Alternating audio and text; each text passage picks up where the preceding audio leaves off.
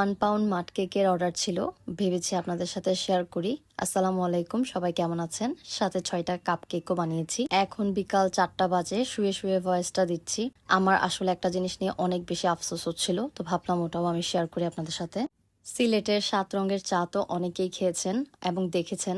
আমিও বছরখানেক আগে সিলেটে বেড়াতে গিয়েছিলাম, কিন্তু এই 7 রঙের চাটা খেয়ে আসতে পারিনি। 7 রঙের চায়ের দোকানের পাশেই ছিলাম, কিন্তু তারপরও খেতে পারিনি। এর কারণ হচ্ছে মামারা একটা মাজারে যাবে এবং ওই মাজারটার জন্য খুব লেট হয়ে যাচ্ছিল, তাই তারা তাড়াতাড়ি করে গাড়িতে উঠে পড়ে আর আমরা ট্রাই করতে পারিনি। কিন্তু আমার এই 7 রঙের চা না খেতে পারার আফসোসটা থেকে গেল এবং এখনো আছে। কালকে রাত্রেও আমার এটার কথা মনে পড়ছে যে কেন সেদিন চাটা খেয়ে আসলাম না। অনেকের মনে হবে এটা অনেক ফানি বিষয় যে 7 রঙের চাটা খেতে পারিনি, কিন্তু সত্যি এটা আমার জন্য ফানি না। এখন খুব কষ্ট লাগছে কেন খাইনি। আর যারা খেয়েছেন অবশ্যই আমাকে একটু কমেন্টে বলবেন এটা খেতে কেমন। যাই হোক, কেক আর কাপ কেক গুলো দেখতে কেমন হয়েছে আমাকে একটু জানাবেন।